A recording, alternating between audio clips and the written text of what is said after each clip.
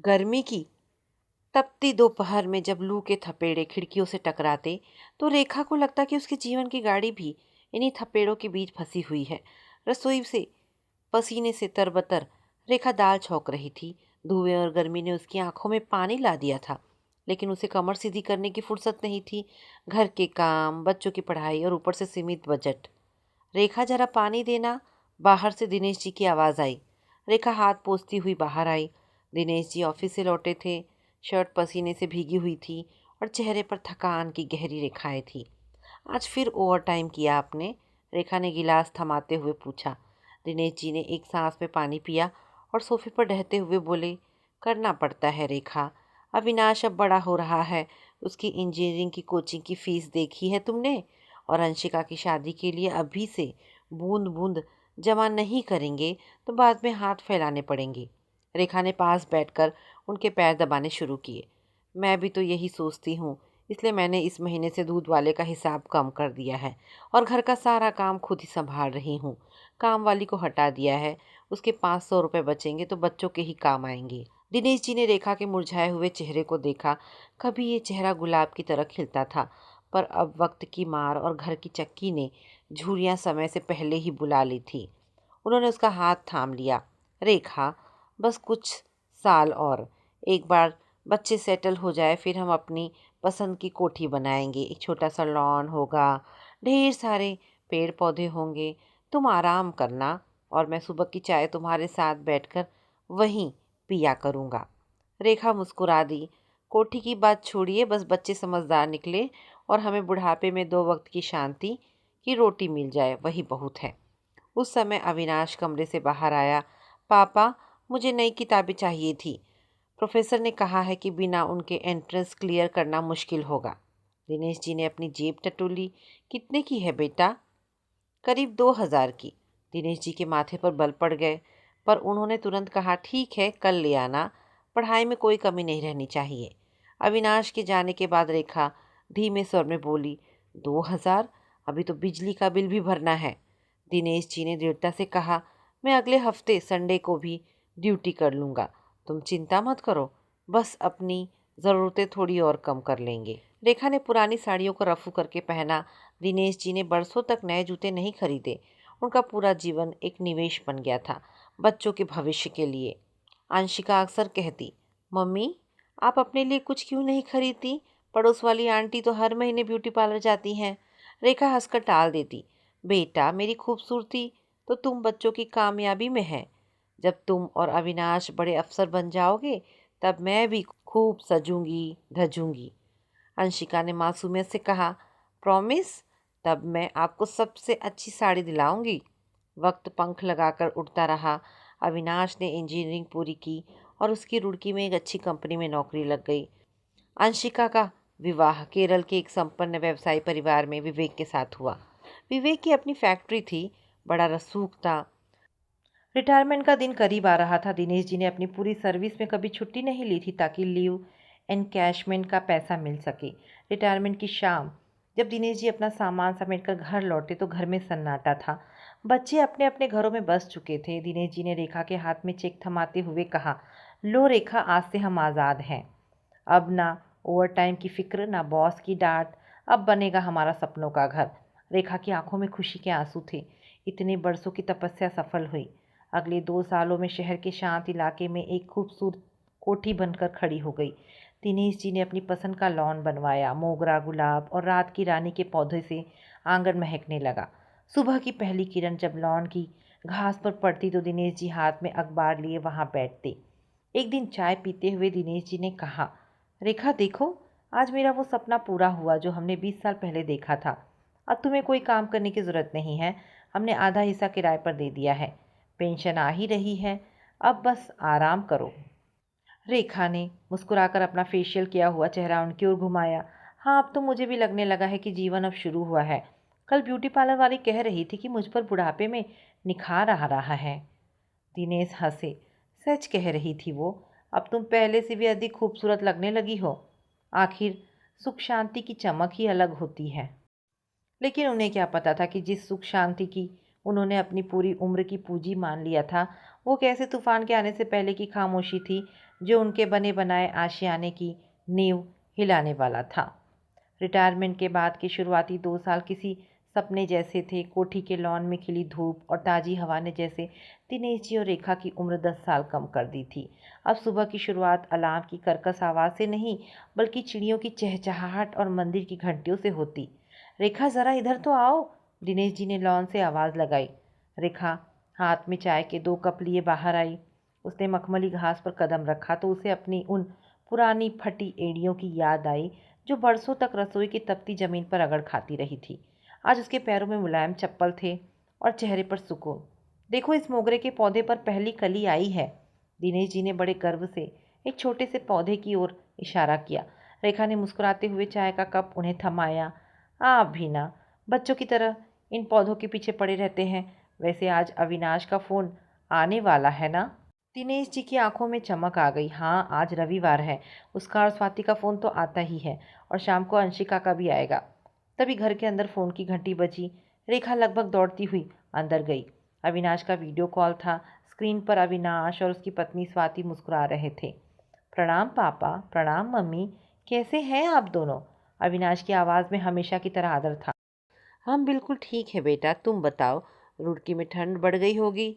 दिनेश जी ने कैमरा अपनी ओर करते हुए पूछा। स्वाति बीच में चहकते हुए बोली, पापा यहाँ तो बहुत ठंड है। मम्मी, मैंने आपके लिए एक ऊनी शॉल खरीदी है। जब आप आएंगी ना तब पहनिएगा। आप लोगों के बिना घर सूना लगता है।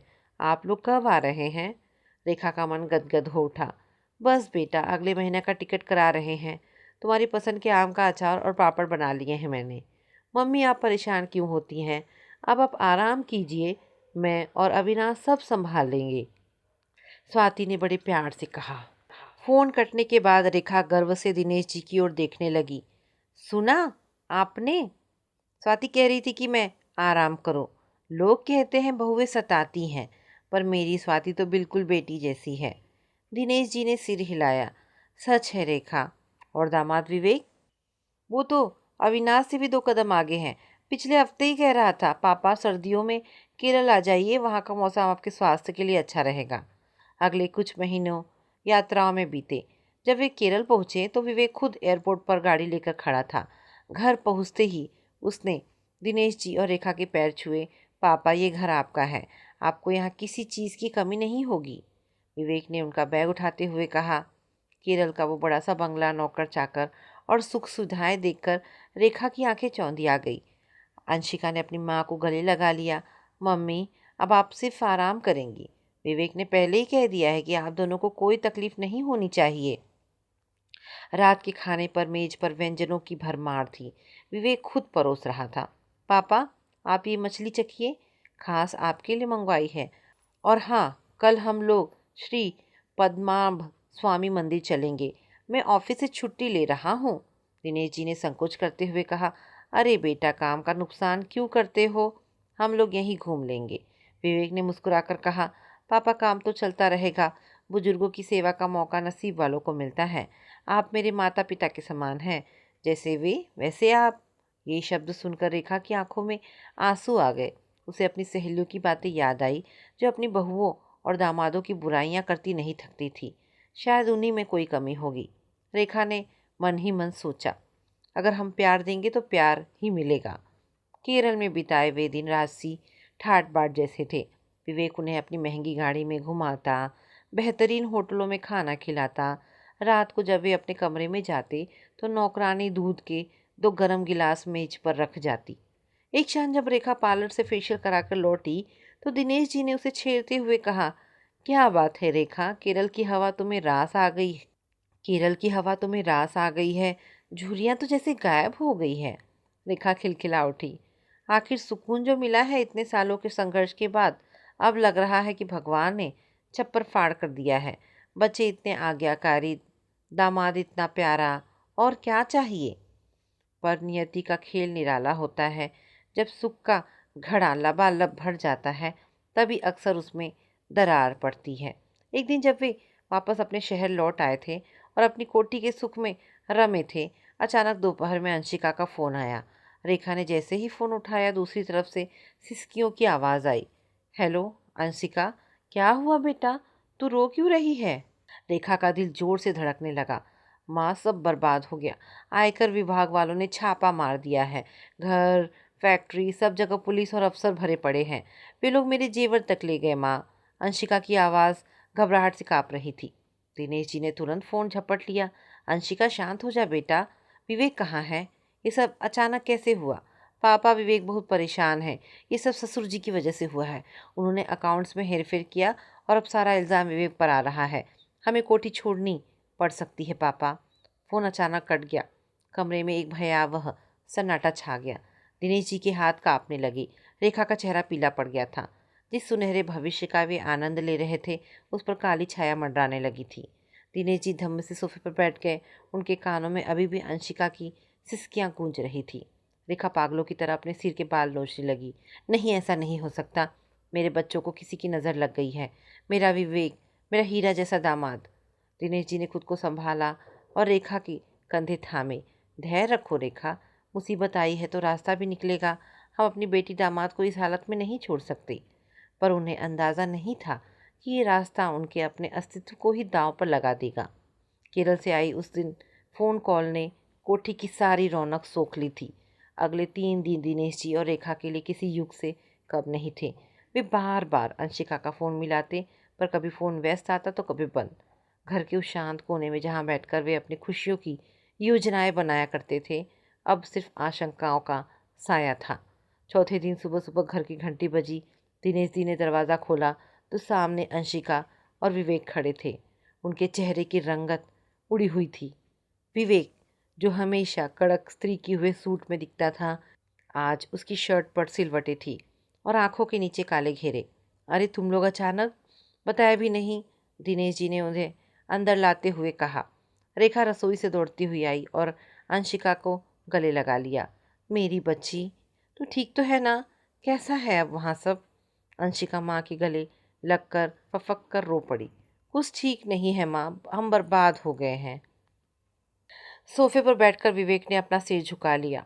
उसकी आवाज़ भारी थी। पापा, मुझे समझ नहीं आ रहा कि मैं आपसे कैसे बात शुरू करूं। पापा ने व्यापार के कागज़ों में जो गड़बड़ी की थी, उसका सारा हर्जाना मुझे भरना पड़ रहा है। बैंक ने अकाउंट फ्रीज कर दिए हैं। फैक्ट्री पर ताला लगने की नौबत आ गई है। दिनेश जी ने विवेक का हाथ थाम लिया। बेटा, धीरज रखो, पैसा तो आता जाता है।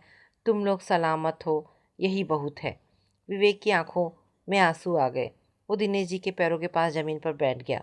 पापा, हम लोग उनसे अलग हो रहे हैं, लेकिन नया काम शुरू करने के लिए और वकीलों की फ़ीस भरने के लिए लाखों रुपए की ज़रूरत है।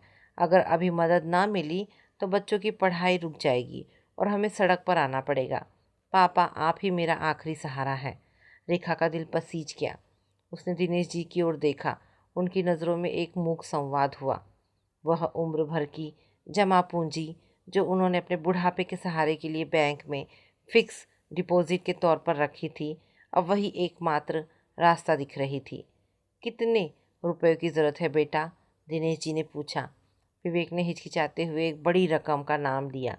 ये वो रकम थी जिसे दिनेश जी ने अपनी रिटायरमेंट के बाद बैंक में इसलिए डाला था ताकि उसके ब्याज से उनका और रेखा का खर्चा आराम से चलता रहे।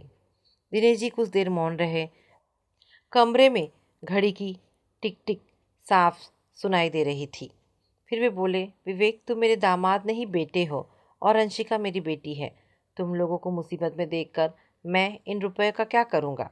ठीक है, मैं कल ही बैंक जाकर सारी एफडी तुड़वा दूंगा। अंशिका ने दिनेश जी के हाथ चूम लिए। पापा, आप सचमुच देवता हैं। हम ये रुपया जल्द ही लौटा देंगे।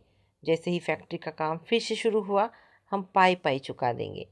विवेक ने हाथ जोड़कर कहा, पापा, मैं 1 साल के अंदर ये रकम वापस लौटाने का वादा करता हूँ। मैं आपके एहसानों का बोझ लेकर नहीं जीना चाहता। अगले दिन दिनेश जी बैंक गए। बैंक मैनेजर ने उन्हें समझाया भी। दिनेश जी, समय से पहले एफडी तोड़ने पर आपको ब्याज का काफ़ी नुकसान होगा और ये आपकी जमा पूंजी है, बुढ़ापे का सहारा है। एक बार फिर सोच लीजिए। दिनेश जी ने कलम उठाई और फॉर्म पर दस्तखत करते हुए कहा, मैनेजर साहब, औलाद के सुख से बड़ा कोई सहारा नहीं होता। आज उन्हें मेरी ज़रूरत है तो मैं पीछे नहीं हट सकता। शाम को जब उन्होंने रुपयों का चेक विवेक को थमाया तो विवेक की आंखों में कृतज्ञता के भाव थे।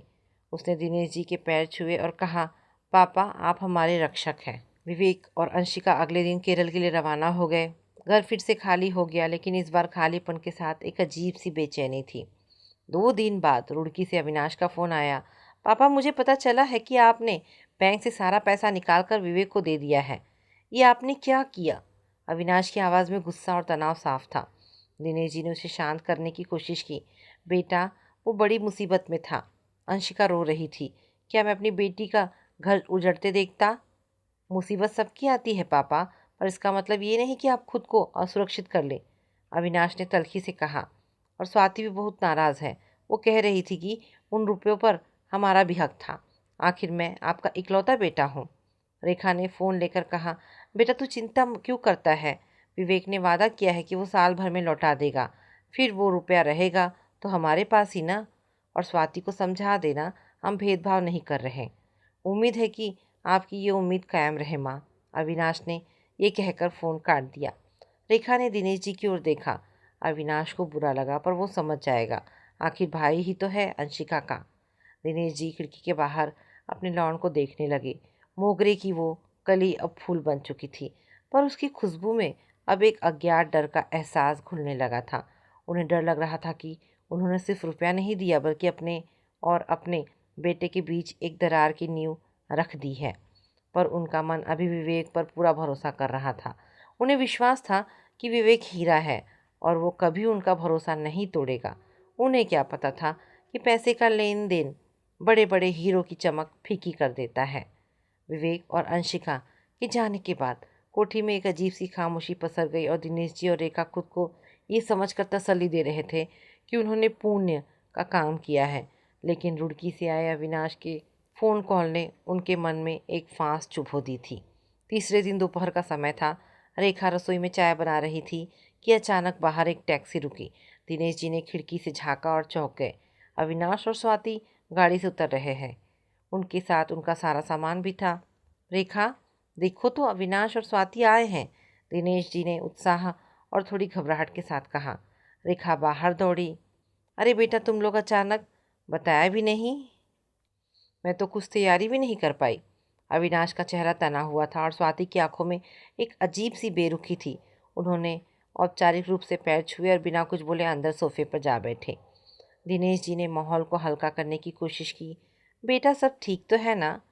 ऑफिस से छुट्टी मिल गई? अविनाश ने सीधे पिता की आंखों में देखते हुए कहा।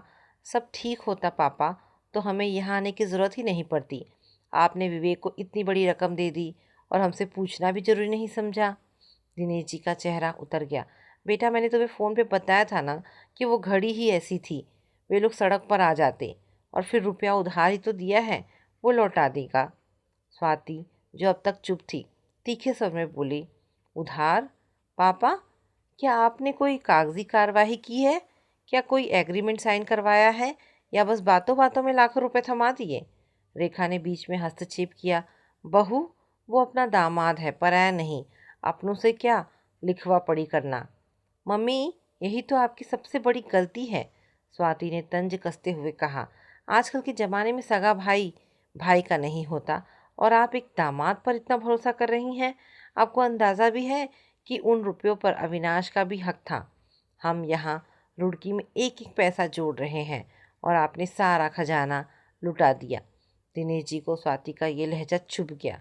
बहू मैंने अपनी कमाई दी है, मैंने किसी का हक नहीं मारा। अविनाश खड़ा हो गया और ऊंची आवाज़ में बोला, हक नहीं मारा पापा? आप भूल रहे हैं कि बुढ़ापे में आपकी सेवा मैं करूँगा, विवेक नहीं। जब आपकी तबीयत खराब होगी तो मैं दे दौड़ूंगा। और आपने सारा पैसा उसे दे दिया, क्या गारंटी है कि वो वापस करेगा? रेखा की आंखों में आंसू आ गए। बेटा तुम लोग तो ऐसे लड़ रहे हो जैसे हम मर गए हों। हमने सिर्फ मदद की है। मदद नहीं, ये बेवकूफ़ी है, स्वाति ने कहा। और अब हमें डर है कि आप इस कोठी को भी कहीं उनके नाम ना कर दे। आखिर आपका दिल तो उन्हीं के लिए पिघलता है। दिनेश जी सन्न रह गए। स्वाति तुम ये क्या कह रही हो? ये घर तुम लोगों का ही है, तो फिर इसे अभी अविनाश के नाम कर दीजिए। स्वाति ने पांसा फेंका। अगर आप सचमुच निष्पक्ष हैं तो इस मकान का मुख्तारनामा, पावर ऑफ अटॉर्नी अविनाश के नाम कीजिए ताकि कल को कोई और इस पद पर दावा ना कर अविनाश के नाम कीजिए ताकि कल को कोई और इस पर दावा ना कर सके। दिनेश जी को काटो तो खून नहीं। जिस बेटे को उन्होंने उंगली पकड़कर चलना सिखाया, जिसकी हर जिद पूरी की, आज वही बेटा अपनी पत्नी के साथ मिलकर उनसे उनकी छत का हक मांग रहा था। बेटा अभी मैं जिंदा हूँ। दिनेश जी की आवाज़ कांप रही थी। मेरे बाद तो ये तुम्हारा ही है। पापा, बाद किसने देखा है? अविनाश ने ठंडे स्वर में कहा। वक्त बदल रहा है। अगर आप चाहते हैं कि हम शांत रहें और इस घर में कलेश ना हो, तो आपको ये कदम उठाना ही होगा, वरना हमें लगेगा कि आपके दिल में हमारे लिए कोई जगह नहीं है। उसी रात घर में चूल्हा नहीं जला। अविनाश और स्वाति अपने कमरे में जाकर सो गए, लेकिन दिनेश जी और रेखा लॉन में अंधेरे में बैठे रहे। रेखा, क्या मैंने वाकई गलती की? दिनेश जी ने भारी मन से पूछा। रेखा सुबक रही थी। मुझे समझ नहीं आ रहा। एक तरफ बेटी की बर्बादी का डर था, दूसरे तरफ बेटे की नफरत। हमने तो सबको प्यार दिया, फिर बदले में ये हिसाब किताब क्यों मिल रहा है? दिनेश जी ने आसमान की ओर देखा। तारे धुंधले थे। उन्हें लगा जैसे जिस घर को उन्होंने ईंट ईंट जोड़कर बनाया था, उसकी दीवारें अब उन्हें ही कुचलने के लिए आगे बढ़ रही हैं। अगले कुछ दिन घर में भारी तनाव रहा। अविनाश और स्वाति ने बोलना लगभग बंद कर दिया था। वे घर में ऐसे घूमते जैसे कोई अजनबी हो। अंततः हार मानकर और घर की शांति के लिए दिनेश जी ने एक वकील को बुलाने का मन बना लिया। उन्हें लगा कि शायद कागजात सौंप देने से उनके बेटे का प्यार वापस मिल जाएगा। उन्हें क्या पता था कि संपत्ति के कागजों पर दस्तखत करते ही इंसान अक्सर अपनी पहचान भी खो देता है। शहर की कचहरी में भारी भीड़ थी। धूल, फाइलों का अंबार और वकीलों की दलीलें दिनेश जी के सिर में दर्द पैदा कर रही थी। उनके बगल में अविनाश बैठा था, जो बार बार घड़ी देख रहा था। उसके चेहरे पर वैसी चिंता नहीं थी जैसे पिता के साथ अस्पताल जाने पर होती है, बल्कि वैसी उतावली सी थी जैसे कोई बहुत बड़ी डील फिक्स करते समय होती है। पापा, वकील साहब आ गए, बस यहाँ दस्तखत करने हैं। अविनाश ने फाइल उनकी ओर खिसकाते हुए कहा। दिनेश जी ने कांपते हाथों से चश्मा ठीक किया। कागजों पर कानूनी भाषा में लिखा था कि वे इस संपत्ति का पावर ऑफ अटर्नी और वसीयतनामा अपने बेटे अविनाश के नाम कर रहे हैं। वकील ने पूछा, दिनेश जी, आप होश हवास में ये फैसला ले रहे हैं, किसी दबाव में तो नहीं? दिनेश जी ने एक गहरी सांस ली। उन्होंने पास खड़े अविनाश की ओर देखा, जिसकी नज़रों में बेताबी थी। फिर उन्होंने रेखा का चेहरा याद किया, जो घर पर रो रो कर बेहाल थी। हाँ वकील साहब, मैं होश में हूँ, दिनेश जी ने कहा और कलम चला दी। एक एक अक्षर के साथ उन्हें लगा जैसे वे उस घर की हर ईंट से अपना हक मिटा रहे हैं। वह लॉन, वो मोगरे का पौधा, वो कमरा जिसकी दीवारें उन्होंने अपनी पसंद के रंग से पुतवाई थी, सब अब कागजी तौर पर उनके नहीं रहे। घर लौटते समय अविनाश बहुत खुश था। उसने रास्ते में मिठाई खरीदी। पापा, अब आप फिक्र छोड़िए, अब इस घर की जिम्मेदारी मेरी है। हाउस टैक्स, रिपेयरिंग सब मैं देखूंगा। घर पहुंचते ही स्वाति ने मिठाई का डिब्बा लपक लिया। देखा मम्मी, आखिर अपने ही काम आते हैं। अब हमें तसल्ली है कि कोई बाहर वाला इस घर पर आंख नहीं डाल पाएगा। रेखा ने फीकी मुस्कान के साथ मिठाई का टुकड़ा मुंह में रखा, पर वो उसे पत्थर जैसा भारी लगा। अगले दिन अविनाश और स्वाति जीत की खुशी मनाकर वापस रुड़की के लिए रवाना हो गए। जाते समय अविनाश ने कहा, पापा ख्याल रखिएगा, मैं फ़ोन करता रहूँगा। घर फिर से शांत हो गया, पर ये वो शांति नहीं थी जो रिटायरमेंट के बाद उन्हें मिली थी। ये खालीपन था। रेखा, चलो, जो होना था हो गया, अब कम से कम बेटा तो खुश है, दिनेश जी ने सांत्वना दी। हाँ, रेखा ने लंबी आह भरी। अब बस विवेक के रुपयों का इंतज़ार है, जैसे ही अब बस विवेक के रुपयों का इंतज़ार है। जैसे ही वो लौट आएगा, हम अविनाश को भी उसका हिस्सा दे देंगे, ताकि उसके मन में कोई मलाल ना रहे।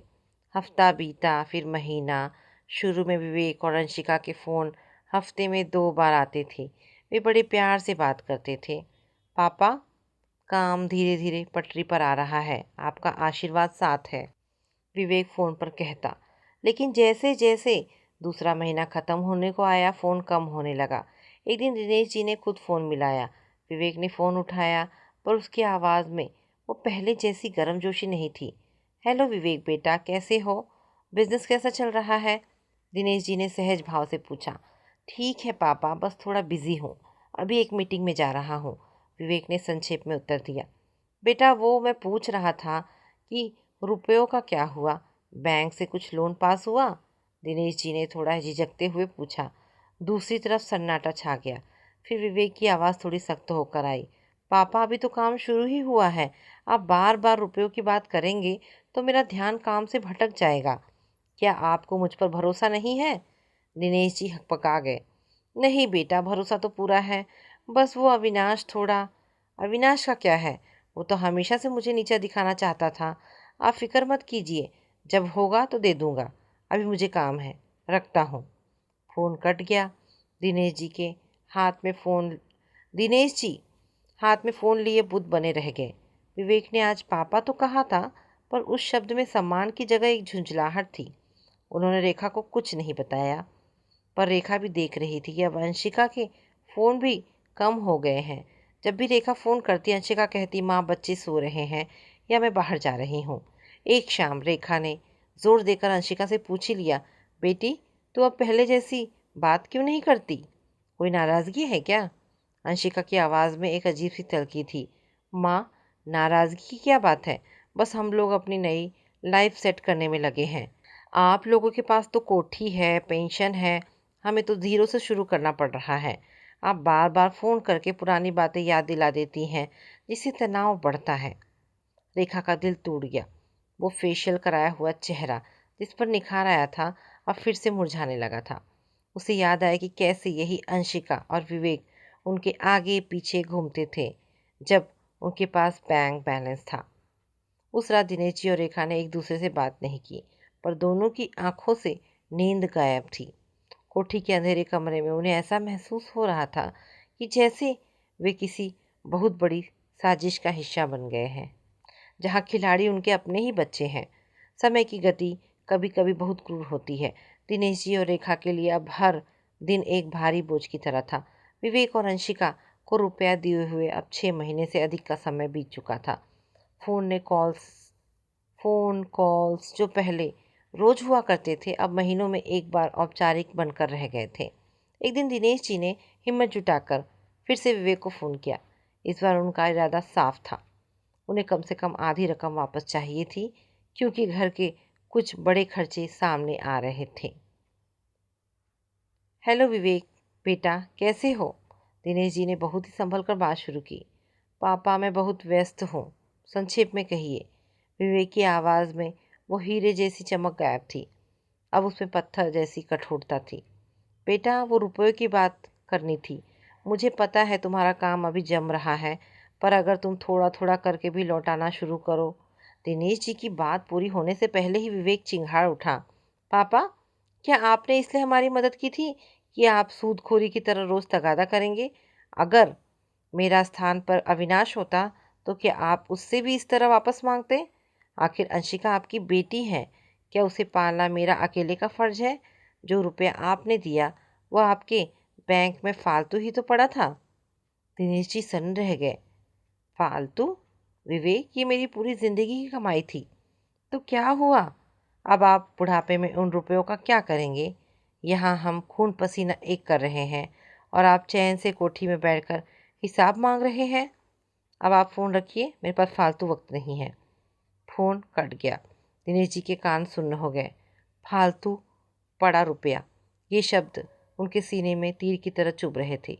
रेखा पास ही खड़ी सब सुन रही थी। वो दहाड़ मारकर रो पड़ी। यही वो हीरा है जिसे हम बेटा मानते थे। हे भगवान, ये दिन देखने से पहले मैं मर क्यों नहीं गई? अभी वे इस सदमे में उभरी भी नहीं थी कि महीने की पहली तारीख आ गई। कोठी के ऊपरी हिस्से में रहने वाले किराएदार सिन्हा जी हमेशा खुद आकर दिनेश जी के हाथ में किराया थमाते थे और थोड़ी देर बैठकर दुख सुख की बातें करते थे।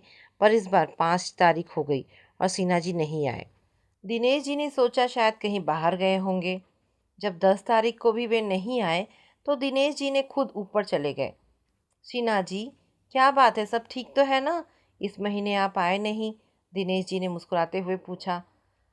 सिन्हा जी ने नज़रें बचाते हुए अपनी जेब से एक रसीद निकाली। दिनेश जी, मुझे माफ़ कीजिएगा, मुझे लगा अविनाश बाबू ने आपको बता दिया होगा। अविनाश ने? क्या बता दिया होगा? दिनेश जी का गला सूखने लगा। सिन्हा जी ने रसीद दिखाई। अविनाश बाबू का फ़ोन आया था। उन्होंने कहा कि अब से मकान के सारे कानूनी कागजात उनके नाम पर हैं और किराया अब उन्हीं के खाते में जमा होगा।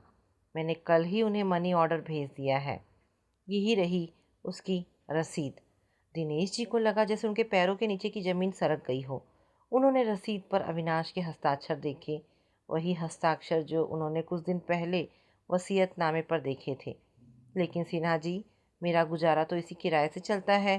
दिनेश जी की आवाज़ लगभग फुसफुसाहट बनकर रह गई। पापा, आप वहाँ क्या कर रहे हैं? अचानक नीचे से अविनाश की आवाज़ आई। वो बिना बताए फिर से दिल्ली आ धमका था। दिनेश जी लड़खड़ाते हुए नीचे आए। अविनाश, ये सब क्या है? तूने किराएदार से किराया सीधा अपने पास क्यों मंगवाया? तुझे पता है मेरी पेंशन बहुत कम है, मेरा घर इसी किराए से चलता है। अविनाश सोफे पर फैलाकर बैठा था। अविनाश सोफे पर पैर फैलाकर बैठा था। स्वाति बगल में बैठकर मोबाइल चला रही थी। अविनाश ने बेरुखी से कहा, पापा, मकान अब मेरे नाम है। हाउस टैक्स और मेंटेनेंस की जिम्मेदारी मेरी है। और रही बात आपके खर्चे की, तो आपको इतने रुपए की क्या ज़रूरत है? मम्मी घर का काम खुद ही करती हैं। आप लोग कहीं बाहर जाते नहीं। महीने में थोड़ा बहुत जो पेंशन मिलती है वह 2 लोगों के लिए काफ़ी है। स्वाति ने सिर उठाकर कहा, और वैसे भी पापा, आपने सारा कैश तो विवेक को दे दिया। अब मकान का किराया भी अगर आप ही रखेंगे तो हमारे हाथ क्या आएगा? आखिर हमें भी अपना भविष्य देखना है। रेखा पागलों की तरह चिल्लाई, भविष्य? हमारा भविष्य तो तुम लोगों ने अंधकार में डाल दिया। हम दाने दाने को मोहताज हो जाएंगे। अविनाश खड़ा हो गया। मम्मी, ड्रामा मत कीजिए। अगर आपको तकलीफ़ है तो विवेक से अपने रुपए मांगिए। वह तो आपका लाडला था ना। यहाँ इस घर में अब मेरी मर्जी चलेगी। अगर आपको रहना है तो शांति से रहिए, वरना। अविनाश ने वाक्य पूरा नहीं किया, पर उसकी आंखों की क्रूरता ने सब कुछ कह दिया। वरना का अर्थ साफ था, उन्हें अपने ही घर से निकाला जा सकता था। उस रात दिनेश जी और रेखा अपनी ही कोठी में कैदी की तरह महसूस कर रहे थे।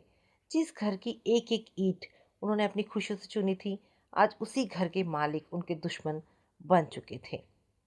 दिनेश जी ने अलमारी से अपनी पुरानी डायरी निकाली और हिसाब लगाने बैठे। पेंशन से बिजली का बिल और दवाइयों का खर्च भी मुश्किल से पूरा हो पा रहा था। रेखा, दिनेश जी ने भरे गले से कहा, आज हम वाकई कंगाल हो गए। ना रुपया रहा, ना मान सम्मान, और सबसे बड़ी बात, हमारे बच्चे भी हमारे ना रहे। रेखा शून्य में ताक रही थी। उसकी आंखों के आंसू सूख चुके थे। उसने धीमी आवाज़ में कहा, सब बेईमान हैं, सब रुपयों के भूखे हैं। हमने औलाद नहीं, सांप पाले थे। पर नियति का एक आखिरी पन्ना अभी भी खुलना बाकी था। वह पन्ना जो उन्हें फिर से खड़ा करने वाला था, या शायद हमेशा के लिए तोड़ देना वाला।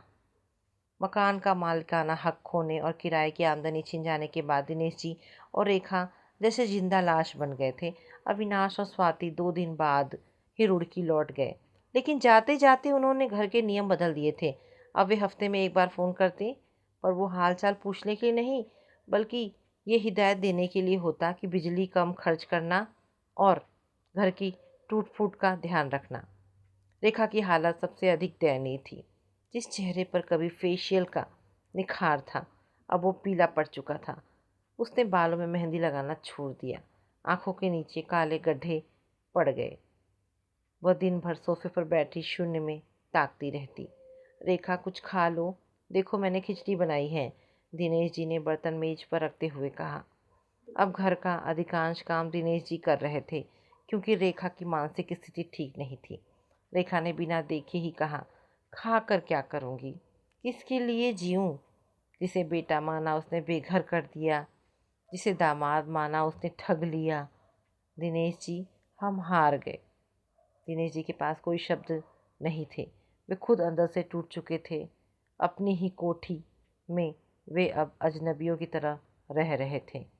पेंशन की मामूली रकम दवाइयों और बुनियादी राशन में ही ख़त्म हो जाती थी। एक दोपहर बाहर मूसलाधार बारिश हो रही थी। घर की छत के एक कोने से पानी टपक रहा था। दिनेश जी ने अविनाश को फ़ोन किया कि छत की मरम्मत करानी है, पर अविनाश ने टका सा जवाब दे दिया, पापा अभी मेरे पास पैसे नहीं हैं, आप वहाँ कोई बर्तन रख दीजिए। दिनेश जी का स्वाभिमान घायल हो गया। उन्होंने सोचा कि वे खुद कुछ पुरानी चीज़ें बेचकर या कबाड़ हटाकर सफाई करेंगे। वे स्टोर रूम की ओर बढ़े, जहाँ बरसों पुराना सामान धूल फाँक रहा था। वहाँ एक पुरानी लकड़ी की अलमारी रखी थी, जिसकी चाबी बरसों पहले खो गई थी। दिनेश जी ने एक हथौड़ी ली और उसका ताला तोड़ दिया। अंदर उनकी पुरानी सर्विस फाइलें, कुछ फटी-फुटी पुरानी पुस्तकें और रेखा की शादी के समय की कुछ यादें थी। वे पुरानी पुस्तकों को झाड़ रहे थे कि अचानक एक मोटी होम्योपैथिक चिकित्सा की किताब के बीच से एक पुराना धूल से सना हुआ चमड़े का छोटा सा बैग नीचे गिरा। दिनेश जी ने उसे उठाया। बैग भारी था। उन्होंने कांपते हाथों से उसकी जिप खोली। अंदर कुछ पीले पड़ चुके कागजात थे। जैसे ही उन्होंने पहला कागज़ खोला, उनकी आंखें फटी की फटी रह गई। रेखा, रेखा, जल्दी यहाँ आओ, दिनेश जी ने चीख कर आवाज़ लगाई। रेखा घबराती हुई स्टोर रूम में पहुंची। क्या हुआ? क्या गिर गया? दिनेश जी के हाथ में कुछ प्रमाण पत्र थे। रेखा देखो, ये क्या है? ये गांधी विकास पत्र और किसान विकास पत्र है। रेखा ने चश्मा लगाया और गौर से देखा। ये तो बहुत पुराने लग रहे हैं। क्या ये अभी भी काम के हैं? दिनेश जी का चेहरा उत्तेजना से लाल हो गया। रेखा, ये उस समय के हैं जब अविनाश छोटा था। मैंने और तुमने मिलकर हर महीने थोड़े थोड़े पैसे बचाकर ये खरीदे थे। तब इनकी कीमत कुछ हज़ारों में थी। मुझे याद आया, हमने इन्हें इमरजेंसी के लिए रखा था और फिर शायद मैं भूल ही गया। घर की भाग दौड़ और बच्चों की शादियों के चक्कर में ये बैग इस अलमारी के पीछे दब गया था। दिनेश जी ने जल्दी जल्दी हिसाब लगाया। उस समय की 50,000 की ये रकम आज ब्याज समेत कई गुना बढ़ चुकी होगी। रेखा, ये 50,000 आज हमारे लिए 50 लाख से कम नहीं है। रेखा की आंखों में बहुत दिनों बाद चमक आई। क्या सचमुच? क्या अब हमें अविनाश के सामने हाथ नहीं फैलाने पड़ेंगे? दिनेश जी ने उस कागजात को सीने से लगा लिया। नहीं रेखा, कभी नहीं। भगवान ने हमारी सुन ली। उन्होंने हमें वो रास्ता दिखा दिया जिसे हम खुद भूल गए थे।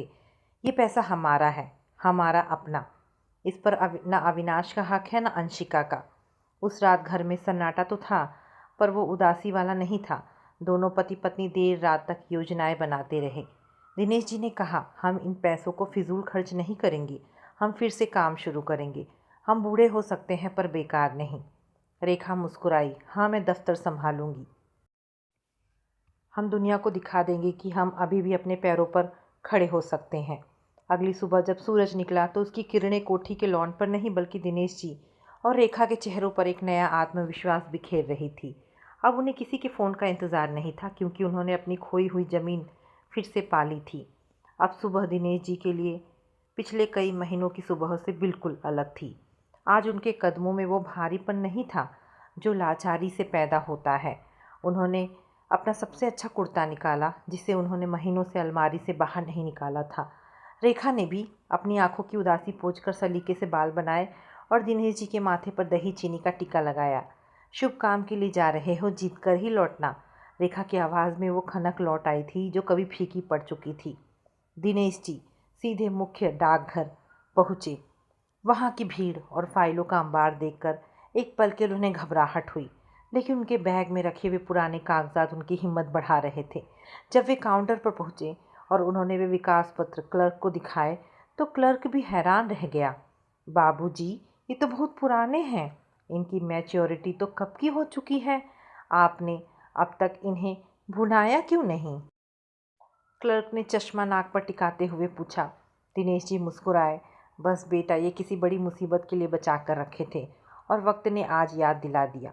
करीब 3 घंटे की कागजी कार्यवाही के बाद जब दिनेश जी को रकम का अंतिम आंकड़ा बताया गया तो उनके दिल की धड़कनें तेज हो गई।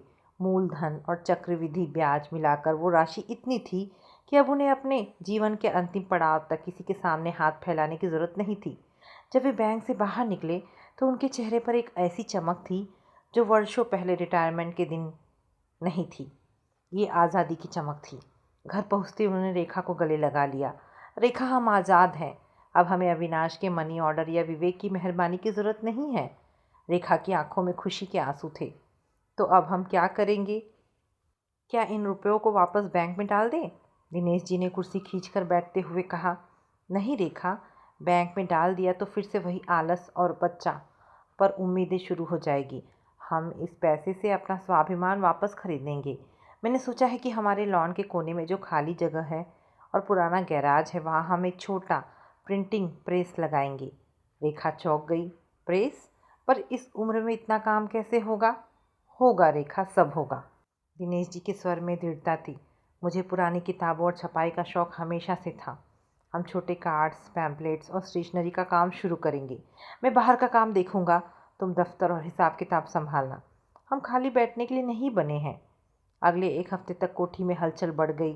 दिनेश जी ने किसी को कानो कान खबर नहीं होने दी। उन्होंने पुराने जान पहचान वाले डीलर से संपर्क किया और कुछ पुरानी लेकिन अच्छी हालत की प्रिंटिंग मशीनें और टाइपिंग का सामान खरीदा। लॉन के एक कोने में टीन शेड लगवाया गया। जब मशीनें घर के अंदर आई तो ऊपर के किराएदार सिन्हा जी ने खिड़की से झाँका। दिनेश जी, ये सब क्या हो रहा है? अविनाश बाबू को पता है? सिन्हा जी ने टोका। दिनेश जी ने मुस्कुराकर ऊपर देखा और शान से बोले, सिन्हा जी, ये मेरा घर है और मैं अपना नया काम शुरू कर रहा हूँ। अविनाश को बताने की ज़रूरत तब होती जब मैं उससे पैसे मांगता। ये मेरी अपनी मेहनत की कमाई है। सिन्हा जी सन्न रह गए। उन्हें उम्मीद नहीं थी कि जो आदमी कुछ दिन पहले किराए के लिए गिड़गिड़ा रहा था, वो अचानक इतना आत्मविश्वास कहाँ से ले आया। मशीनें लग गई। 2 अनुभवी नौकर रखे गए। रेखा ने अपने घर के पुराने सोफे और एक मेज को दफ्तर का रूप दे दिया। वह अब सुबह तैयार होकर दफ्तर में बैठती, फाइलों को सहेजती और आने जाने वालों का हिसाब रखती। एक शाम जब प्रेस से पहली छपाई बाहर निकली तो वह दिनेश जी और रेखा के नाम का विजिटिंग कार्ड था। तो दिनेश जी ने उसे चूम लिया। लो रेखा, ये हमारा नया परिचय पत्र है। अब हम किसी के आश्रित माता पिता नहीं, बल्कि रेखा दिनेश प्रिंटर्स के मालिक है। रेखा ने कार्ड को हाथ में लिया।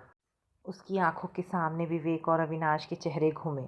उसने मन ही मन कहा, तुम लोगों ने हमें मरा हुआ समझ लिया था, पर हम अपनी राख से फिर से जी उठे। उधर रुड़की और केरल में सन्नाटा था।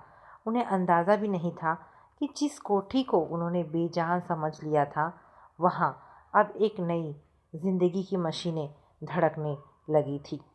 कोठी के शांत वातावरण में अब प्रिंटिंग प्रेस की मशीनों की खटखट एक संगीत की तरह गूंजती थी।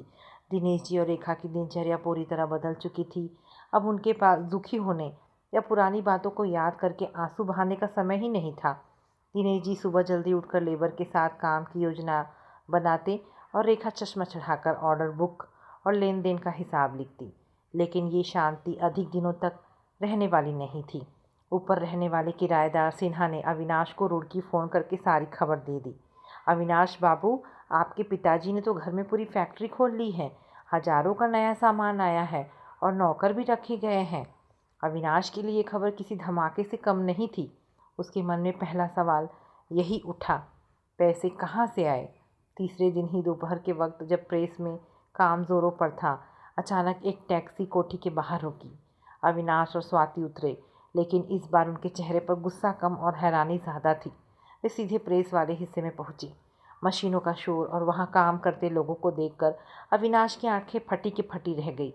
ये सब क्या है पापा? अविनाश ने लगभग चिल्लाते हुए पूछा। दिनेश जी ने मशीन रोककर सिर उठाया। उनके चेहरे पर काली स्याही का एक छोटा सा दाग था, पर आंखों में गजब की चमक। उन्होंने इत्मीनान से अपना हाथ पोंछा और बोले, आओ बेटा, देखा तुमने, ये मेरा नया काम है। स्वाति ने नाक सिकोड़ते हुए मशीनों को देखा। पापा, आपने घर को कारखाना बना दिया, और सबसे बड़ी बात, आपके पास इन सब चीज़ों के लिए पैसे कहाँ से आए? अभी पिछले महीने तो आप कह रहे थे कि बिजली का बिल भरने के पैसे नहीं हैं। रेखा दफ्तर की मेज़ से उठी और शांति से उनके पास आई। पैसे भगवान ने दे दिए हैं बहू, और ये पैसे किसी से मांग कर नहीं लाए गए हैं। ये हमारी अपनी पुरानी बचत थी जो समय पर काम आ गई। अविनाश का पारा चढ़ गया। पुरानी बचत? इसका मतलब आपने हमसे झूठ बोला, आपने अपनी संपत्ति छिपाई।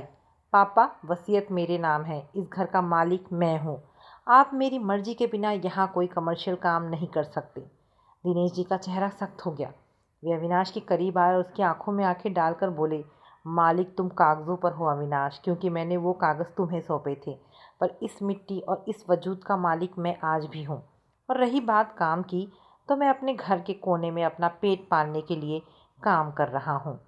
अगर तुम्हें आपत्ति है तो तुम कानूनी कार्यवाही कर सकते हो। अविनाश हक्का बक्का रह गया। उसे उम्मीद नहीं थी कि दबले कुचले पिता अचानक इतने निडर हो जाएंगे। स्वाति ने बात संभालने की कोशिश की। अरे पापा, आप तो नाराज़ हो गए। अविनाश का मतलब था कि इस उम्र में आप ये भाग दौड़ क्यों कर रहे हैं? और अगर पैसे थे ही तो हमें बता देते। हमें अपनी गाड़ी की किश्त भरनी थी। हम कितनी मुश्किल में थे। रेखा तंज भरे लहजे में मुस्कुराई। गाड़ी की किश्त? बहू, हमें तो लगा था कि तुम हमारे बुढ़ापे पर तुम तो हमारी लाठी ही छीन कर ले गई। अब तुम अपनी गाड़ी देखो और हम अपना ये छोटा सा प्रेस। अविनाश ने अपनी चाल बदली। उसने सोचा कि शायद कुछ पैसे हाथ लग जाए। पापा, चलिए, जो हुआ सो हुआ। आखिर हम एक ही परिवार हैं। अब इस काम से जो कमाई होगी उसका हिसाब भी तो रखना होगा। मैं सोच रहा हूँ कि मैं रुड़की से यहाँ शिफ्ट हो जाता हूँ। मैं ये बिज़नेस बड़े लेवल पर ले जाऊँगा। दिनेश जी जोर से हंसे। नहीं बेटा, इस बिज़नेस का मालिक और मज़दूर मैं खुद हूँ। मुझे इसे बड़ा नहीं बनाना। मुझे बस अपना स्वाभिमान बड़ा रखना है। तुम अपनी नौकरी करो और खुश रहो। इस प्रेस की देहरी के अंदर सिर्फ मेहनत करने वाले आएंगे, हक जताने वाले नहीं। अविनाश और स्वाति ने एक दूसरे की ओर देखा। उन्हें समझ आ गया कि जिस कोठी को उन्होंने बेजान समझकर कब्जा किया था, वो अब एक किले में बदल चुकी है, जिसकी रक्षा एक स्वाभिमानी पिता कर रहा था। उस रात अविनाश और स्वाति ने कोठी के ऊपरी कमरे में रुकने की कोशिश की, पर दिनेश जी ने साफ कह दिया, अब यहाँ मेहमानों के लिए जगह कम और कागज़ों के लिए ज़्यादा है। तुम लोग होटल में रुक सकते हो।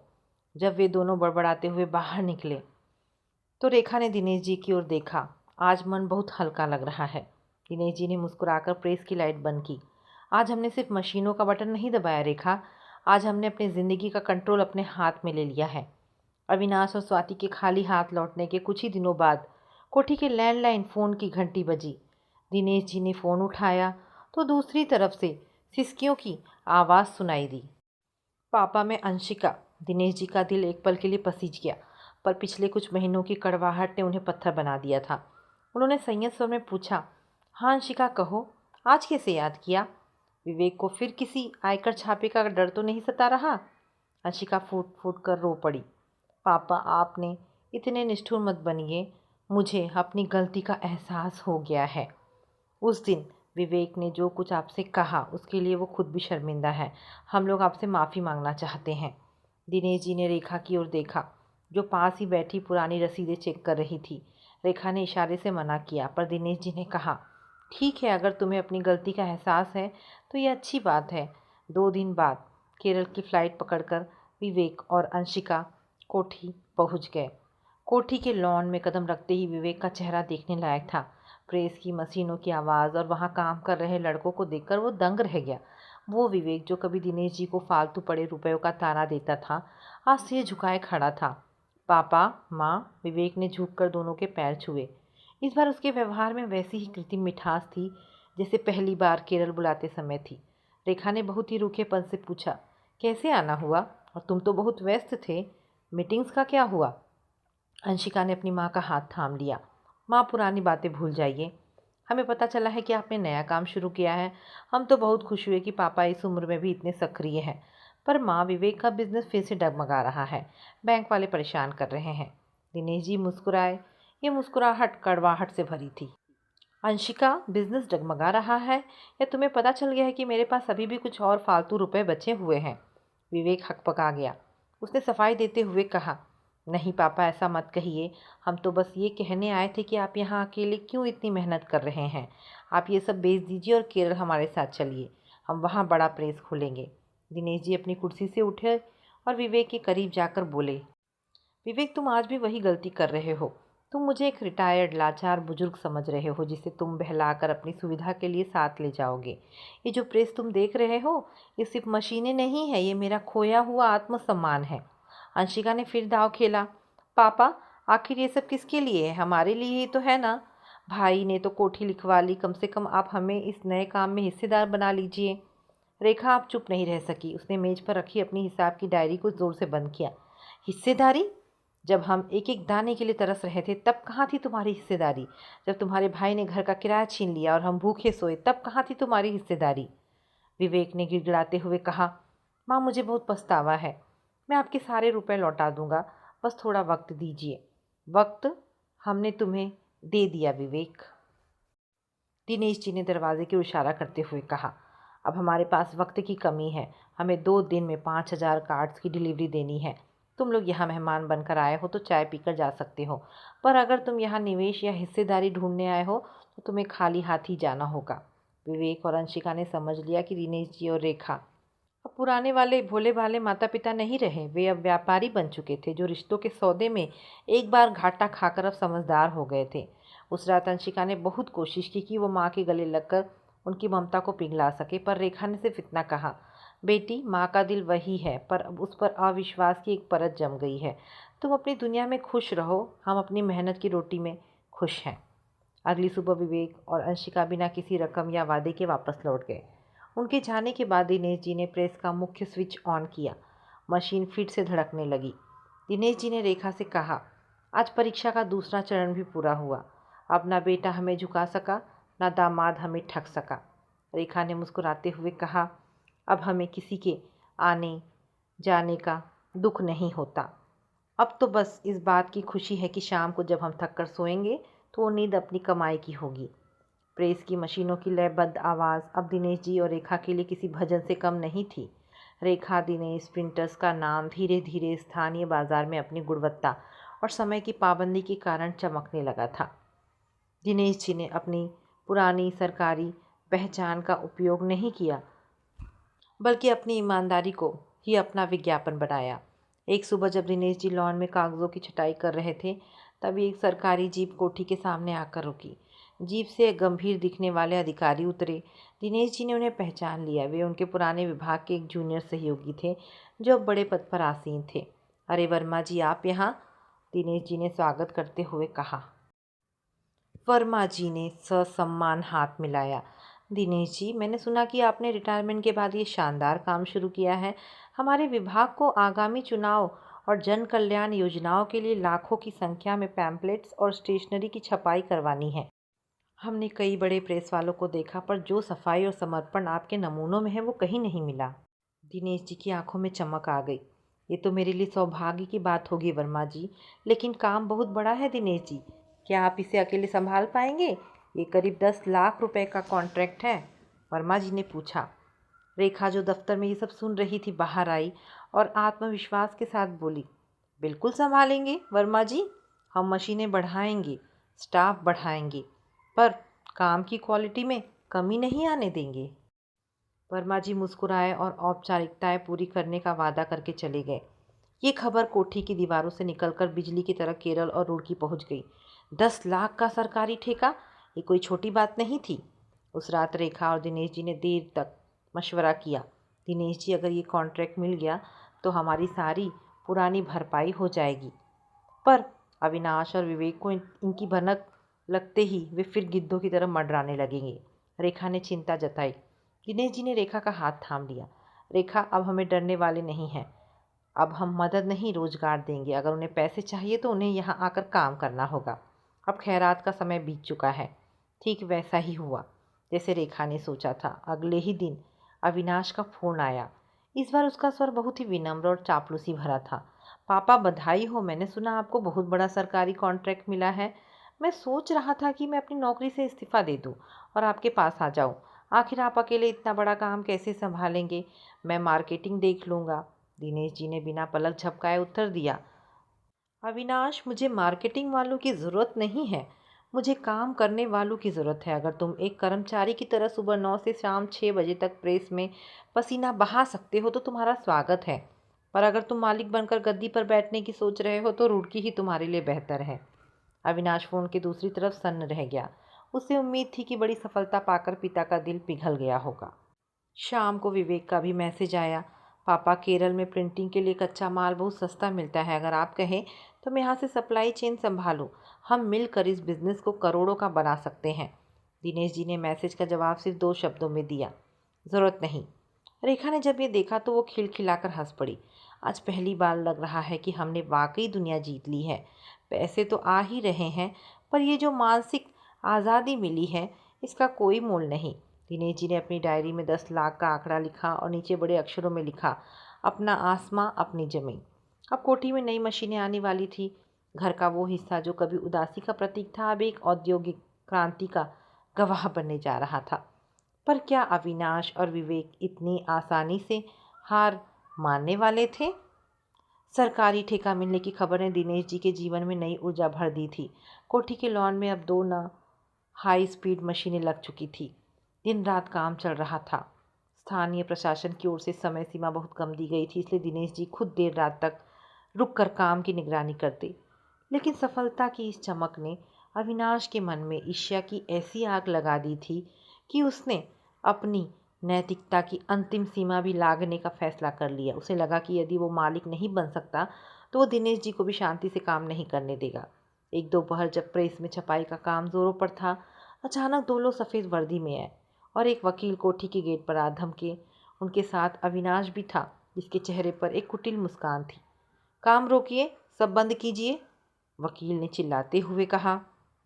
दिनेश जी बाहर आए। उनके हाथ स्याही से सने थे। क्या बात है, आप लोग कौन हैं? वकील ने एक फ़ाइल आगे बढ़ाई। मैं अविनाश जी का वकील हूँ। इस मकान का मुख्तारनामा और मालिकाना हक अविनाश जी के नाम है। ये एक रिहायशी इलाका है। यहाँ बिना व्यावसायिक लाइसेंस और मालिक की अनुमति के आप इतनी बड़ी फैक्ट्री नहीं चला सकते। हमने आपके खिलाफ स्टे ऑर्डर की अर्जी दी है और म्यूनिसिपल कॉरपोरेशन में शिकायत की है। दिनेश जी के पैरों तले ज़मीन खिसक गई। उन्होंने अविनाश की ओर देखा, जो सीना फुलाकर खड़ा था। अविनाश, तू ये क्या कर रहा है? तुझे पता है ये सरकारी काम है। अगर समय पर डिलीवरी नहीं हुई तो मुझ पर जुर्माना लगेगा और मेरी साख मिट्टी में मिल जाएगी। दिनेश जी की आवाज़ में दर्द था। अविनाश ने बेरुखी से कहा, पापा, मैंने पहले ही कहा था, या तो ये बिज़नेस मेरे हिसाब से चलेगा या नहीं चलेगा। जब घर मेरा है तो मर्जी मेरी होगी, बिना यहाँ एक पत्ता भी नहीं हिलेगा। या तो आधे मुनाफे की पार्टनरशिप डील साइन कीजिए या अभी मशीनें सील करवाइए। रेखा भी बाहर आ गई थी। वो अविनाश के करीब गई और उसकी आंखों में झाँक कर बोली, तू मेरा बेटा है या मेरा काल? अपने पिता को जेल भिजवा कर तुझे क्या मिलेगा? स्वाति, जो टैक्सी में बैठी थी, बाहर आई और तीखी आवाज़ में बोली, मम्मी, भावुक होने की ज़रूरत नहीं है। कानूनी कागज़ों पर चलता है, भावनाओं पर नहीं। कागज़ कहते हैं कि मालिक अविनाश है। आप लोग यहाँ सिर्फ रहने के हकदार हैं, बिजनेस करने के नहीं। प्रेस के कर्मचारी डर के मारे काम रोक कर खड़े हो गए। सरकारी अधिकारी का फ़ोन बार बार आ रहा था कि काम की प्रगति क्या है। दिनेश जी एक पल के लिए टूट गए। उन्हें अपनी उस भूल पर पछतावा हुआ जब उन्होंने भावुक होकर मकान अविनाश के नाम कर दिया था। तभी कोठी के बाहर एक काली गाड़ी रुकी। वही अधिकारी वर्मा जी बाहर निकले। उन्होंने वहाँ की स्थिति देखी और समझ गए कि क्या हो रहा है। क्या समस्या है दिनेश जी? वर्मा जी ने पूछा। वकील ने उन्हें कागजात दिखाने की कोशिश की। सर, यह अवैध कमर्शियल एक्टिविटी है। वर्मा जी ने हाथ के इशारे से उसे चुप कराया। उन्होंने अविनाश को ऊपर से नीचे तक देखा और बोले, मिस्टर अविनाश, आप शायद भूल रहे हैं कि ये प्रेस वर्तमान में एक महत्वपूर्ण सरकारी कार्य के लिए अनुबंधित है। सरकारी काम में बाधा डालना एक दंडनीय अपराध है। यदि आप मालिकाना हक की बात कर रहे हैं तो वह दीवानी मामला है जिसे कोर्ट देखेगा। लेकिन अगर अभी काम रुका तो मैं डिस्ट्रिक्ट मजिस्ट्रेट के आदेश पर इस पूरे घर को अस्थायी रूप से सरकारी नियंत्रण में ले लूँगा ताकि काम पूरा हो सके। अविनाश का चेहरा सफ़ेद पड़ गया। वर्मा जी ने आगे कहा, और रही बात लाइसेंस की, तो दिनेश जी ने एमएसएमई के तहत अपना रजिस्ट्रेशन पहले ही करा लिया है, जिसके अनुसार वे अपने निवास स्थान से लघु उद्योग चला सकते हैं। अब आप लोग यहाँ से जाएंगे या मैं पुलिस बुलाऊं? वकील ने धीरे से अविनाश के कान में कहा। अविनाश जी, अभी पीछे हटना ही ठीक है। सरकारी काम में उलझना भारी पड़ेगा। अविनाश बड़बड़ाते हुए स्वाति के साथ वहाँ से चला गया, पर उसकी आंखों में बदला लेने की आग अब भी शांत नहीं हुई थी। वर्मा जी ने दिनेश जी के कंधे पर हाथ रखा। दिनेश जी, घबराइए मत, हम आपके साथ हैं। पर याद रखिए, ये लोग फिर आएंगे। आपको अपना बचाव मजबूत करना होगा। रेखा ने हाथ जोड़कर वर्मा जी का धन्यवाद किया। जब सब चले गए तो दिनेश जी अपनी मशीन के पास जाकर बैठ गए। उनके आंसू स्याही में मिलकर कागज़ों पर गिर रहे थे। रेखा, दिनेश जी ने सुबकते हुए कहा, मैंने उसे अपना खून दिया, उसने मुझे कानून दिया। आज मेरा बेटा पूरी तरह मर गया। रेखा ने दृढ़ता से कहा, नहीं दिनेश जी, बेटा मरा नहीं है, वो कभी था ही नहीं। अब हमें रोना नहीं है, अब हमें इस काम को इतनी ऊंचाई पर ले जाना है कि ये कागजी शेर हमारा कुछ ना बिगाड़ सके। उसी रात दिनेश जी ने एक नामी वकील से बात की। उन्होंने तय किया कि वे उस मुख्तार नामे को चुनौती देंगे जो धोखाधड़ी और दबाव में बनवाया गया था। अब युद्ध लॉन से निकलकर कोर्ट की दहलीज तक पहुंच चुका था। शहर की जिला अदालत की इमारत पुरानी और जर्जर थी, जिसकी दीवारों में ना जाने कितने परिवारों के टूटने की गवाहियां दफन थी। दिनेश जी और रेखा आज वहां एक वादी के रूप में खड़े थे। उन्होंने अविनाश द्वारा धोखाधड़ी से लिखवाए गए मुख्तारनामे और वसीयतनामे को रद्द करने के लिए मुकदमा दायर कर दिया था। अदालत के गलियारे में एक तरफ अविनाश और स्वाति अपने वकील के साथ खड़े थे, तो दूसरी तरफ दिनेश जी और रेखा। पिता और पुत्र के बीच की दूरी अब केवल चंद कदमों की नहीं बल्कि जन्मों के फासले जैसी लग रही थी। तभी भीड़ को चीरते हुए विवेक और अंशिका वहां पहुंचे। उन्हें देखकर अविनाश के माथे पर बल पड़ गए। तुम यहाँ क्या कर रहे हो? अविनाश ने फुसफुसाकर पूछा। विवेक ने उसे नज़रअंदाज किया और सीधे दिनेश जी के पास जाकर उनके पैर छुए। पापा, मुझे जब पता चला कि भाई साहब ने आपके साथ ऐसी नीच हरकत की है तो मैं खुद को रोक नहीं पाया। मैं आपके पक्ष में गवाही देने आया हूँ। दिनेश जी ने अपनी धुंधली आंखों से विवेक को देखा। विवेक की आवाज़ में बहुत दर्द था, पर दिनेश जी अब शब्दों के पीछे छिपे इरादों को पढ़ना सीख गए थे। अंशिका ने रेखा को गले लगा लिया। माँ, भैया इतना गिर जाएंगे हमने सोचा नहीं था। हम आपके साथ हैं। कोर्ट की कार्यवाही शुरू हुई। अविनाश के वकील ने दलील दी कि दिनेश जी ने अपनी स्वेच्छा से बुढ़ापे और खराब स्वास्थ्य के कारण संपत्ति अविनाश के नाम की थी ताकि वो उसकी देखभाल कर सके। तभी दिनेश जी के वकील ने विवेक को गवाह के तौर पर बुलाया। विवेक ने कटघरे में खड़े होकर बड़ी मासूमियत से कहा, जज साहब, जिस समय ये कागजात बनवाए गए उस समय पापा बहुत गहरे मानसिक तनाव में थे। अविनाश ने उन्हें डराया था कि यदि उन्होंने घर उसके नाम नहीं किया तो उनकी सेवा नहीं करेगा। असल में अविनाश की नज़र सिर्फ कोठी पर थी। अविनाश कुर्सी से उछल पड़ा। झूठ बोल रहा है यह। इसने खुद पापा से लाखों रुपए ठगे हैं। जज ने हथौड़ा मारकर शांति बनाए रखने का आदेश दिया। विवेक का पक्ष मजबूत दिख रहा था, पर दिनेश जी को समझ आ रहा था कि विवेक ऐसा क्यों कर रहा है। यदि अविनाश का हक खत्म होता है तो कोठी वापस दिनेश जी की होगी और तो विवेक के लिए फिर से रास्ता खुल जाएगा। यह भाईचारे की लड़ाई नहीं बल्कि शिकार पर कब्जे की होड़ थी। लंच ब्रेक के दौरान विवेक अकेले में दिनेश जी के पास आया। पापा, देखा आपने, मैंने आपकी कितनी मदद की। अब जैसे ही कोर्ट का फैसला आपके पक्ष में आए, आप बस उस कोठी का एक छोटा सा हिस्सा मेरे नाम कर दीजिएगा ताकि मैं वहाँ अपनी फैक्ट्री का एक आउटलेट खोल सकूँ। मैं आपका कर्ज भी उतार दूंगा। दिनेश जी ने एक लंबी सांस ली और विवेक के कंधे पर हाथ रखा। विवेक बेटा, तुम और अविनाश एक ही सिक्के के दो पहलू हो। वो कानून की धमकी देकर छीनना चाहता है और तुम गवाही का लालच देकर मांगना चाहते हो। पर तुम दोनों भूल रहे हो कि जिस पिता को तुम कमज़ोर समझ रहे हो उसने अब जीना सीख लिया है। विवेक का चेहरा उतर गया। पापा, आप मुझे गलत समझ रहे हैं। नहीं विवेक, रेखा बीच में आकर बोली। गलत हमने पहले समझा था, अब तो तस्वीर साफ है। तुम अविनाश की लकीर छोटी करके अपनी लकीर बड़ी करना चाहते हो। पर याद रखना, अब ये कोठी और ये प्रेस किसी की जागीर नहीं बनेगी। कोर्ट की कार्यवाही अगले हफ्ते तक के लिए स्थगित हो गई। जब वे बाहर निकले तो अविनाश ने विवेक का कॉलर पकड़ लिया। तू बड़ा हितैषी बन रहा है। तूने जो पैसे डकारे हैं उसका क्या? विवेक ने हाथ झटकते हुए कहा। मैंने तो उधार लिया था, लौटा दूंगा, पर तूने तो बाप को जीते जी बेघर करने की कोशिश की। कोर्ट में अब तू ही फंसेगा। दोनों सड़क पर लड़ रहे थे और दिनेश जी अपनी पत्नी का हाथ थामे शांति से टैक्सी की ओर बढ़ गए।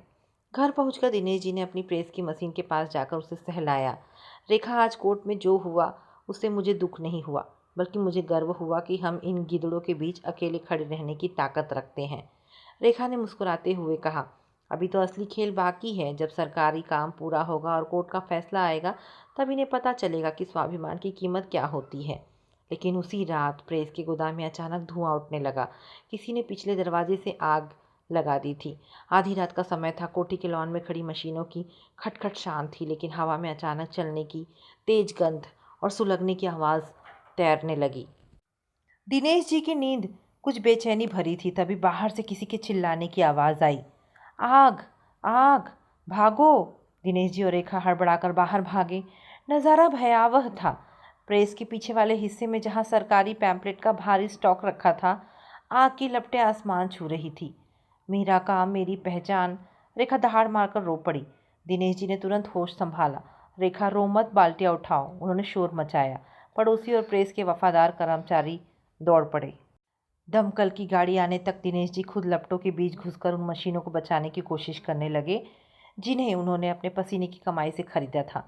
दमकल की गाड़ियों ने 2 घंटे की मशक्कत के बाद आग पर काबू पा लिया। सुबह जब सूरज निकला तो नज़ारा दिल दहला देने वाला था। गोदाम की छत गिर चुकी थी। करीब 4 लाख का तैयार माल जलकर राख हो चुका था और एक मशीन बुरी तरह झुलस गई थी। दिनेश जी काले धुएं से सने चेहरे के साथ मलबे के बीच बैठ गए। तभी गेट पर अविनाश और विवेक दोनों साथ दिखाई दिए।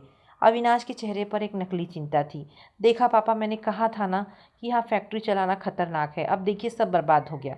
अब तो सरकारी कॉन्ट्रैक्ट भी रद्द हो जाएगा और आपको हर्जाना भरना पड़ेगा। विवेक ने तंज कसा, ये ठीक कह रहे हैं। शायद भगवान नहीं चाहता कि आप इस उम्र में इतनी मुसीबत पालें। अब भी वक्त है, जो कुछ बचा है उसे बेचिए और शांति से रहिए। दिनेश जी उठे और उन्होंने अपने झुलसे हुए हाथ की परवाह नहीं की। उन्होंने मलबे में से एक अधजला पैम्पलेट उठाया और अविनाश की आंखों में आंखें डालकर बोले, ये आग लगी नहीं है अविनाश, ये आग लगाई गई है। और जिस बाप ने तुम्हें अपनी उंगली पकड़कर चलना सिखाया वो इतना मूर्ख नहीं है कि षड्यंत्र ना समझ सके। अविनाश का चेहरा पीला पड़ गया। आप क्या कह रहे हैं? मैंने पिछले दरवाजे के पास सीसीटीवी कैमरा लगवाया था जिसे तुम शायद देख नहीं पाए। दिनेश जी ने शांत पर कठोर आवाज़ में कहा, पुलिस आ रही है। अगर उस फुटेज में तुम्हारा या तुम्हारे भेजे हुए किसी आदमी का साया भी दिखा तो कोर्ट जाने की ज़रूरत नहीं पड़ेगी, तुम सीधे जेल जाओगे। ये सुनते ही अविनाश और विवेक के पैरों तले ज़मीन सरक गई। विवेक धीरे से पीछे से हट गया और अविनाश पसीने पसीने हो गया। वे बिना कुछ बोले वहाँ से खिसक गए। असल में दिनेश जी ने कैमरा लगवाने की बात सिर्फ उन्हें डराने के लिए कही थी, पर चोर की दाढ़ी में तिनका था। रेखा ने दिनेश जी का हाथ थामा। अब क्या होगा? सरकारी डिलीवरी में सिर्फ 4 दिन बचे हैं। दिनेश जी ने रेखा की आंखों में देखा। हौसला होगा रेखा, हम हारेंगे नहीं। हमारे पास दूसरी मशीन सही सलामत है। हम दिन रात एक कर देंगे। मैं खुद मशीन पर बैठूंगा। दिनेश जी ने अपने कर्मचारियों को बुलाया। बेटा, आज मेरा सब कुछ दांव पर है, क्या तुम मेरा साथ दोगे? कर्मचारियों ने एक स्वर में कहा। साहब, हम घर नहीं जाएंगे। हम यहीं सोएंगे और यहीं काम करेंगे। हम काम पूरा करके दिखाएंगे। अगले 72 घंटे कोठी में जंग जैसा माहौल था। रेखा ने रसोई को कैंटीन बना दिया जहां वो खुद चाय और खाना बनाकर मजदूरों को खिलाती। दिनेश जी ने पट्टी बंधे हाथों से छपाई की निगरानी की। मशीनों की आवाज़ अब पहले से भी तेज थी, जैसे वे समाज की उन भेड़ियों को जवाब दे रही हो जो उन्हें मरा हुआ समझ रहे थे। चौथे दिन सुबह जब सरकारी ट्रक कोठी के बाहर खड़ा हुआ तो दिनेश जी ने आखिरी पैकेट खुद अपने हाथों से चढ़ाया। वर्मा जी वहाँ मौजूद थे। उन्होंने जला हुआ हिस्सा देखा और फिर तैयार माल को। दिनेश जी, आपकी हिम्मत को सलाम है। मुझे खबर मिली थी कि यहाँ बड़ी दुर्घटना हुई। मुझे लगा था कि आप काम छोड़ देंगे, वर्मा जी ने भावुक होकर कहा। दिनेश जी मुस्कुराए। वर्मा जी, आग कागज़ जला सकती है पर उस पर लिखे हुए जज्बात नहीं। मेरा स्वाभिमान अभी जिंदा है। काम पूरा हुआ। पेमेंट का चेक दिनेश जी के हाथ में था। उन्होंने वो चेक अपनी अलमारी में रखे विकास पत्रों के साथ रखा जिन्होंने उन्हें नई जिंदगी दी थी। शाम को रेखा ने लॉन में मोगरे के पौधे को पानी दिया। दिनेश जी, आज एक और अध्याय पूरा हुआ। दिनेश जी ने शांति से कहा, अभी तो अंत बाकी है रेखा। कोर्ट का फैसला आने वाला है और अब मैं उन कागज़ों को वापस लेकर रहूँगा जो मेरी सबसे बड़ी भूल थी। अदालत का कमरा आज खचाखच भरा हुआ था। प्रेस में लगी आग और उसके बाद दिनेश जी द्वारा समय पर काम पूरा करने की कहानी शहर के अखबारों में छप चुकी थी। लोग उस फौलादी बुजुर्ग को देखने आए थे जिसने अपनों की गद्दारी और कुदरत की मार दोनों को मात दी थी। अविनाश आज बहुत नर्वस दिख रहा था। उसके बगल में खड़ी स्वाति बार बार अपना पर्स टटोल रही थी। दूसरी ओर विवेक और अंशिका इस उम्मीद में बैठे थे कि फैसला यदि अविनाश के खिलाफ आता है तो वे तुरंत मददगार बनकर दिनेश जी की सहानुभूति बटोर लेंगे। जज साहब ने अपनी मेज पर रखे कागजात को ठीक किया और चश्मा चढ़ाकर बोलना शुरू किया। ये मामला केवल एक संपत्ति विवाद नहीं है, बल्कि उस भरोसे के टूटने की दास्तान है जिस पर समाज की नींव टिकी होती है। प्रतिवादी अविनाश ने अपने वृद्ध पिता के भावनात्मक और मानसिक तनाव का लाभ उठाकर मुख्तारनामा लिखवाया है। साक्ष्यों और गवाहियों से ये स्पष्ट है कि इस दस्तावेज का उद्देश्य सेवा करना नहीं बल्कि छलपूर्वक संपत्ति हड़पना था। अदालत में सन्नाटा छा गया। अविनाश के माथे पर पसीने की बूंदें चमकने लगी। जज साहब ने आगे कहा, अतः यह अदालत अविनाश के नाम किए गए मुख्तारनामे और वसीयतनामे को तत्काल प्रभाव से शून्य और अमान्य घोषित करती है। कोठी का मालिकाना हक वापस श्री दिनेश चंद्र के पास जाता है। साथ ही अविनाश को आदेश दिया जाता है कि वो पिछले महीनों में वसूला गया सारा किराया 1 महीने के भीतर वादी को वापस लौटाए। रेखा की आंखों से खुशी के आंसू बह निकले। उसने दिनेश जी का हाथ कसकर पकड़ लिया। अविनाश वहीं कुर्सी पर ढह गया, मानो उसके पैरों के नीचे से जमीन ही निकल गई हो। जैसे ही कोर्ट की कार्यवाही समाप्त हुई, अंशिका झपट कर दिनेश जी के पास आई। पापा मुबारक हो, सच की जीत हुई। मैंने कहा था ना अविनाश भाई बेईमान है। अब आप चलिए, हम कोठी में उत्सव मनाएंगे। और हाँ, मैं सोच रही थी कि वो जो नीचे वाला कमरा है वहाँ हमारा ऑफिस। दिनेश जी ने अंशिका को बीच में ही रोक दिया। उनकी नज़रों में ममता की जगह एक गहरी शांति और दृढ़ता थी। रुक जाओ अंशिका, उत्सव तो होगा पर तुम्हारे लिए नहीं। दिनेश जी फिर अविनाश की ओर मुड़े, जो अपराधी की तरह खड़ा था। अविनाश, तुम और अंशिका दोनों सुन लो। आज कोर्ट ने मुझे मेरी कोठी वापस दी है, पर तुम दोनों ने बहुत पहले अपना पिता खो दिया था। दिनेश जी ने अपने वकील से एक नई फाइल ली और सबके सामने उसे खोला। मैंने फैसला किया है कि ये कोठी अब ना अविनाश की होगी और ना ही अंशिका की। मैं इस पूरी संपत्ति को रेखा दिनेश सेवा ट्रस्ट के नाम कर रहा हूँ। मेरे और रेखा के रहने के लिए इसमें एक छोटा सा हिस्सा सुरक्षित रहेगा, लेकिन हमारे बाद यहाँ एक home for the destitute elders और एक स्किल डेवलपमेंट सेंटर चलेगा। अंशिका चिल्लाई, पापा ये आप क्या कह रहे हैं? ये हमारे साथ अन्याय है। रेखा आगे आई और दृढ़ता से बोली, अन्याय? बेटी, अन्याय तो तब हुआ था जब तुम लोगों ने हमारे खून पसीने की कमाई को फालतू रुपया कहा था। अन्याय तब हुआ था जब तुमने अपनी माँ को सिर के बाल नोचने पर मजबूर कर दिया था। ये अन्याय नहीं, न्याय है। हमने तुम्हें पाल पोस कर बड़ा किया, शिक्षित बनाया। अब तुम अपनी जिंदगी खुद कमाओ। दिनेश जी ने अविनाश को देखा। अविनाश, वो किराया जो तुम्हें वापस करना है वो मैं तुम्हें दान देता हूँ, उसे लो और यहाँ से चले जाओ। आज से इस कोठी के दरवाजे तुम्हारे लालच के लिए बंद है। अविनाश, स्वाति, विवेक और अंशिका एक दूसरे का मुंह देखते रह गए। जिस सोने के अंडे देने वाली मुर्गी के लिए वे लड़ रहे थे वो अब हमेशा के लिए उनके हाथ से उड़ चुकी थी। जब वे दोनों कोठी पहुंचे तो दिनेश जी ने लॉन के प्रवेश द्वार पर एक नया बोर्ड लगवाया, अपना आसमां अपनी जमीन, रेखा दिनेश सेवा सदन। उस रात कोठी की रोशनी पहले से कहीं अधिक उज्जवल लग रही थी। प्रेस की मशीनों की आवाज़ के बीच अब कुछ नए हाथ भी काम कर रहे थे। वे स्थानीय गरीब बच्चे थे जिन्हें दिनेश जी ने काम सिखाने के लिए रखा था। दिनेश जी ने रेखा से कहा, आज मुझे महसूस हो रहा है कि मैं वाकई रिटायर हुआ हूँ। अब मुझे किसी की चिंता नहीं, क्योंकि मैंने अपनी विरासत उन लोगों को दे दी है जिन्हें इसकी सचमुच ज़रूरत है। रेखा मुस्कुराई और अपनी अधूरी फेशियल किट को कचरे के डिब्बे में डाल दिया। अब मुझे झुर्रियाँ मिटाने की ज़रूरत नहीं है दिनेश जी, क्योंकि अब मेरा आत्मसम्मान ही मेरी असली चमक है। दोस्तों, ये कहानी यहाँ पर समाप्त होती है। आशा करती हूँ कहानी पसंद आई होगी। ऐसी पारिवारिक और शिक्षाप्रद कहानी सुनने के लिए मेरे चैनल को प्लीज़ सब्सक्राइब करें। धन्यवाद दोस्तों। मिलते हैं एक नई कहानी के साथ।